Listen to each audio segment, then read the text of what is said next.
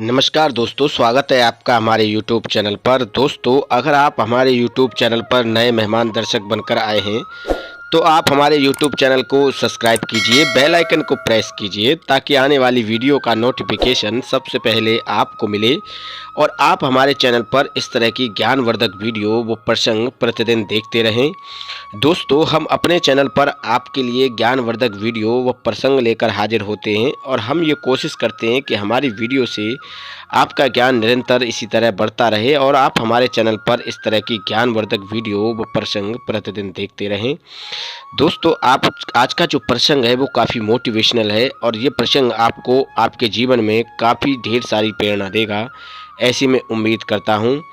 दोस्तों, आज के प्रसंग से आपको काफ़ी कुछ सीखने के लिए मिलेगा क्योंकि इस तरह का प्रसंग बहुत ही कम देखने के लिए मिलते हैं और जो व्यक्ति इस तरह के प्रसंग को ध्यान लगाकर सुनते हैं उन लोगों के जीवन में हमेशा सुख समृद्धि बनी रहती है, उन लोगों के जीवन में हमेशा प्रेम बना रहता है, उनके परिवार में कभी कोई लड़ाई झगड़ा नहीं होता है, उनके परिवार में कभी कोई संकट नहीं आता है। इसलिए आप इस प्रसंग को पूरा सुने ताकि आपके परिवार में भी प्यार और प्रेम बना रहे। हम ऐसी उम्मीद करते हैं कि आप इस कहानी के माध्यम से काफ़ी अच्छे तरीके से समझ जाएंगे कि आपको आपके जीवन में अपने परिवार में कैसे रहना है और कैसे अपने परिवार में आपको प्रेम बनाए रखना है। दोस्तों,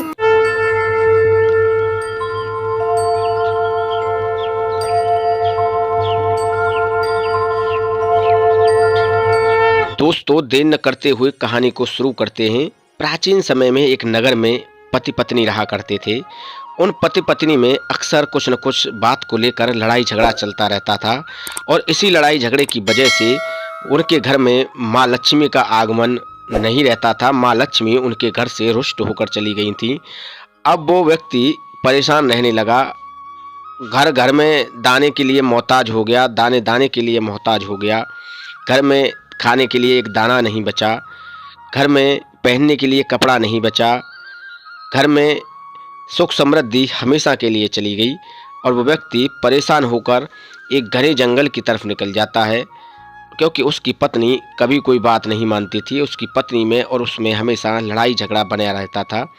वो व्यक्ति परेशान होकर जंगल की तरफ निकल जाता है और जब वो व्यक्ति जंगल की तरफ जाता है तो उसे रास्ते में एक साधु मिलते हैं और उस साधु महाराज को वो अपनी पूरी व्यथा बताता है और कहता है कि साधु जी महाराज, मेरे घर में मेरी पत्नी मेरा कोई कहना नहीं मानती है और मेरे घर में हमेशा रोज़ लड़ाई झगड़ा बना रहता है और अपने इस लड़ाई झगड़े की वजह से मैं दाने दाने के लिए मोहताज हो गया हूँ।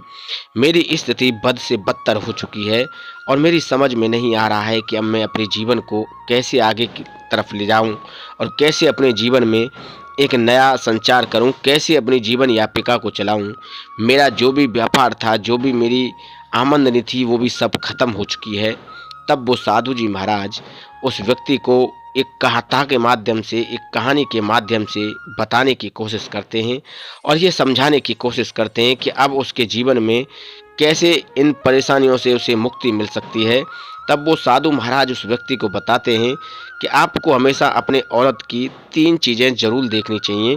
जो व्यक्ति इन 3 चीज़ों को देखता है उसके जीवन में सुख समृद्धि बनी रहती है, उस व्यक्ति के जीवन में कभी कोई संकट नहीं आता है। प्रिय दर्शकों, साधु महाराज एक कथा के माध्यम से उस व्यक्ति को समझाने की कोशिश करते हैं। साधु महाराज उस व्यक्ति से कहते हैं कि प्राचीन समय में एक नगर था, उस नगर के राजा और रानी काफ़ी दयावान थे, काफ़ी बुद्धिमान और काफ़ी अच्छे तरीके से अपना शासन चला रहे थे। उनके नगर में एक सेठ और सेठानी भी थे। सेठ और सेठानी के घर में इतना प्रेम था, इतना प्यार था कि हर कोई उनसे उनके प्रेम को देखकर जलने लगता था। सेठ और सेठानी के प्रेम की वजह से घर में माँ लक्ष्मी का भी आगमन निरंतर बना हुआ था। सेठ अपने व्यापार में दिन रात चौगुनी तरक्की कर रहा था। सेठ के जीवन में अन्न धन की कोई कमी नहीं थी। सेठ के जीवन में सुख और समृद्धि हमेशा बनी हुई थी। प्रिय दर्शकों, इसे देखकर हर कोई उनसे जलता था, हर कोई उनसे ईर्ष्या करता था। यह बात एक दिन राजा के दरबार तक पहुंचती है और राजा के दरबार तक जब ये बात पहुंचती है तो राजा और रानी आपस में विचार विमर्श करते हैं कि सेठ और सेठानी के अंदर कितना प्यार और प्रेम है। तब सेठ और सेठानी के इस प्रेम को देखते हुए राजा अपने सैनिकों को आदेश देते हैं कि नगर में हर व्यक्ति एक दीपक प्रतिदिन जलाएगा और वो दीपक पूरी रात जलना चाहिए। ऐसा आदेश राजा की तरफ से दिया जाता है। तब रानी कहती है कि महाराज, आप इस तरह का आदेश क्यों दे रहे हैं? भला हर घर में पूरी रात दिया जलाने का क्या मतलब है? तब राजा कहते हैं कि देखो, दिया जो होता है, जो दीपक जो होता है, वो एक प्रेम की मिसाल होता है। दीपक के जलने से घर में प्रेम, सुख और सौहार्द और समृद्धि बनी रहती है। इसलिए मैं चाहता हूँ कि सेठ और सेठानी के घर में जो प्रेम है, वो प्रेम हर घर में बना रहे और हमारी जनता सुख और समृद्धि की तरफ आगे बढ़े। प्रिय दर्शकों, रानी भी राजा की बात सुनकर प्रसन्न हो जाती है। प्रिय दर्शकों, रानी राजा से कहती है कि क्या आपको लगता है कि राजा और रानी के बीच में एक ऐसा अटूट प्रेम है? तो राजा कहता है कि हाँ। राजा और रानी दोनों कहते हैं कि हाँ, सेठ और सेठानी के बीच में एक अटूट प्रेम बना हुआ है, जिसे कोई ख़त्म नहीं कर सकता, जिसे कोई नष्ट नहीं कर सकता। प्रिय दर्शकों, एक रोज की बात है। रात के समय में राजा और रानी अपने महल की छत पर भ्रमण कर रहे थे और देख रहे थे कि नगर में कितनी खुशहाली है, कितनी सुख समृद्धि है। तो वो देखते हैं कि नगर के सभी घरों में अंधेरा था, पर एक घर में दीपक जला हुआ था और वो दीपक सेठ और सेठानी के घर का था। तो राजा खुश हो जाते हैं और रानी भी प्रसन्न हो जाती हैं। तब रानी राजा से कहती हैं कि आपको अपने इस सेठ के प्रेम पर इतना अटूट विश्वास है, तो मैं चाहती हूँ कि मैं राजा के प्रेम की परीक्षा लूँ। क्या आप मुझे इसकी इजाज़त देते हैं? तब राजा रानी को इसकी इजाज़त देते हैं कि आप राजा की ओर से उस सेठ की परीक्षा ले सकती हैं। तब रानी अपने एक दूत को भेजती हैं। रानी राजा से ये भी कहती हैं कि मैं बाद में परीक्षा लूँगी, पहले आप परीक्षा ले लीजिए। प्रिय दर्शकों, राजा कहते हैं कि ठीक है। हम अपना एक दूत भेजकर राजा की ओर से एक दूत उस सेठ की तरफ भेजा जाता है जो कि परीक्षा लेने के लिए गया था। राजा का भेजा गया दूत जब सेठ के घर पहुंचता है तो सेठ से कहता है कि सेठ जी, आप अपनी रानी को छोड़ दीजिए, आप अपनी सेठानी को छोड़ दीजिए और इसके बदले हमारे राजा आपको काफ़ी सोना, चांदी, हीरे और जवाहरात देंगे। तब सेठ इस बात को सुनकर मना कर देता है और कहता है कि मेरी और मेरी सेठानी के बीच में काफ़ी प्रेम बना हुआ है और मैं अपनी सेठानी को कभी नहीं छोड़ सकता। आप गलत जगह पर आए हैं, आप वापस चले जाइए। तब राजा के दूत वापस आ जाते हैं और राजा को बताते हैं कि इस तरह का वहाँ पर हमारे साथ सेठ की तरफ से बर्ताव किया गया है और सेठ ने इस तरीके की बात हमसे कही है। तब सेठानी कहती हैं कि क्यों ना महाराज जी, मैं भी सेठानी की परीक्षा लूँ। तो राजा सेठानी को परीक्षा लेने के लिए रानी को वचन दे देते हैं और रानी अपने एक दास को भेजती है और कहती है कि ये बातें तुम्हें उस सेठानी से जाकर कहनी है। तब रानी का भेजा गया दूत उस सेठानी के पास पहुंचता है और उस सेठानी से कहता है कि सेठानी, हमारी महारानी ने आपके लिए ये खबर भेजी है कि आप अपने पति को अगर छोड़ देंगी या उसे मार देती हैं तो वो आपको अपना आधा राज्य देंगी और काफ़ी हीरे, सोने, चांदी और जवाहरात भी देंगी।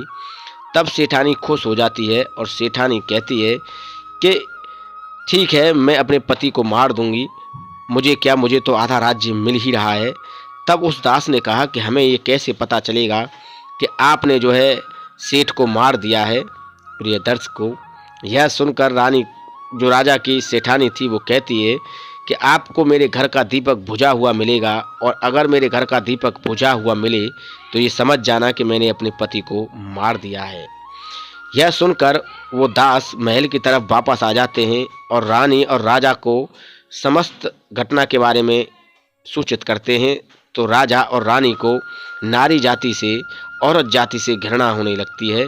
तभी राजा एक निर्णय लेते हैं कि हमारी आपस की इन बातों में किसी का अहित न होना चाहिए, इसलिए समय से पहले ही उस सेठ को हमें बचाना होगा, उस सेठ को ये सभी बातें बतानी होंगी। तब जो है राजा अपने सैनिकों को उसके घर पर भेजते हैं कि दिन के समय में ही सेठ को बचा लिया जाए और सेठ को ये सभी बातें बता दी जाएं। जैसे ही सैनिक राजा के दरबार से निकलकर उस सेठानी के घर पर पहुंचते हैं। संध्या काल से पहले ही जब वो सेठानी के घर पर पहुंचते हैं तो वो देखते हैं कि सेठ वहाँ पहले से ही मरा पड़ा था। तब वो सेठानी से कहते हैं कि सेठानी, आपने तो कहा था कि मैं सेठ को रात्रि के दौरान मारूंगी।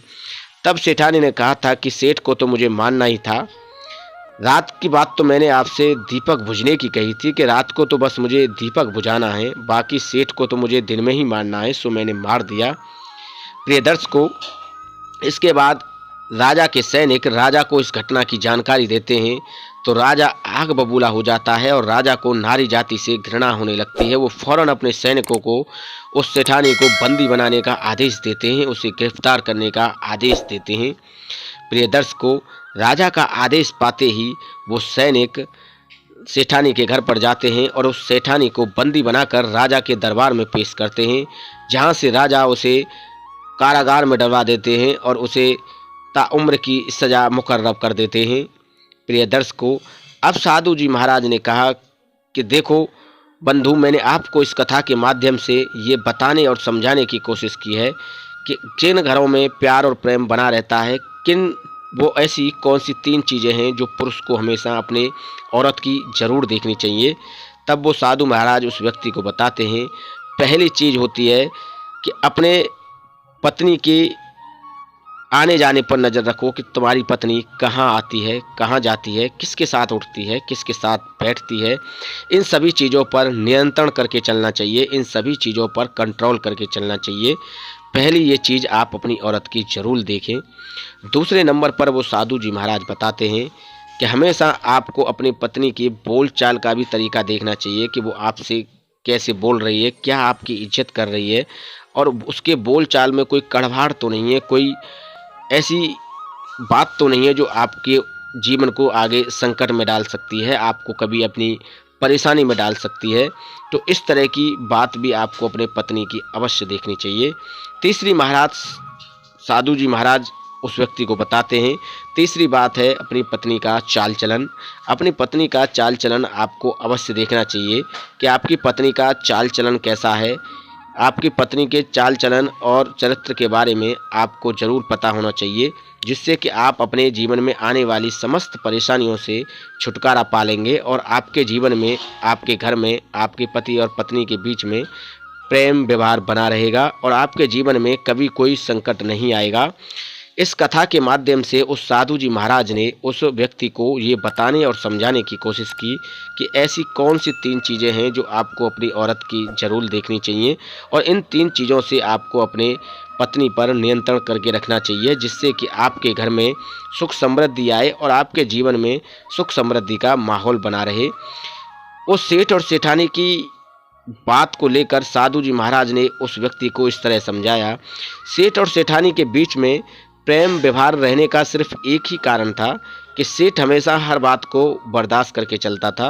वो अपनी पत्नी की कई बातों को इग्नोर कर देता था, उन बातों पर ध्यान नहीं देता था। कोई व्यक्ति छोटी छोटी बातों पर ध्यान देते हैं और उन छोटी छोटी बातों को लेकर घर में लड़ाई झगड़ा बना रहता है और घर में सुख समृद्धि हमेशा के लिए चली जाती है। माता लक्ष्मी, जिस घर में पति पत्नी के बीच लड़ाई झगड़ा रहता है, उस घर को माता लक्ष्मी हमेशा के लिए छोड़कर चली जाती हैं। उस घर में कभी कोई सुख समृद्धि नहीं आती है। ऐसा जो है उस साधु जी महाराज ने उस व्यक्ति को इस कथा के माध्यम से बताया और वह व्यक्ति खुश हो गया और खुश होकर पुनः अपने घर के लिए वापस लौट गया और उसने उस साधु जी महाराज की इन सभी बातों का पालन किया, अनुसरण किया, तो उसके जीवन में भी सुख समृद्धि बहाल हो गई। उस व्यक्ति के घर में भी प्रेम का दीपक हमेशा के लिए जलने लग गया। उसके घर में प्रेम की एक अनूठी मिसाल कायम हो गई। उसके व्यापार में, उसकी रोजगार में तरक्की होने लगी। तो वह व्यक्ति उस साधु जी महाराज को कोटि कोटि धन्यवाद देने लगा। दोस्तों, हम उम्मीद करते हैं आपको जो जानकारी हमने वीडियो में दी है वो सही है। वीडियो अच्छा लगा हो तो लाइक कीजिए, दोस्तों में शेयर कीजिए और चैनल को सब्सक्राइब कीजिए। नमस्कार।